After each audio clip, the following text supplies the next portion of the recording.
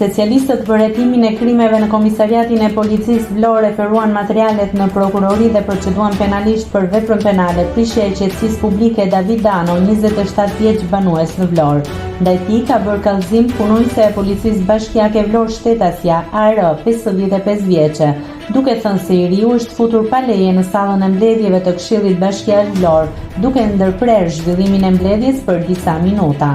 David Dano ka folur dhe ka treguar arsyen që e shtyn të reagonte në atë formë. Ai u shpreh se e kërkon dëm shpërblimin për banesën, teksa shton se po jetojnë në skamje. Po jetojmë në skamje, askush nuk theu përgjigje. Aktualisht jetoj në një banesë të pabanueshme, askush nuk do t'ja di.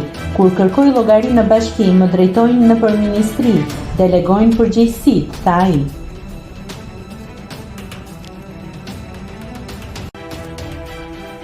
Nëse klikoni mbi butonin subscribe, do t'ju shfaqen të gjitha publikimet tona. Ju ftoj t'i bëni subscribe kanalit, të pëlqeni videot dhe të lini komentin tuaj.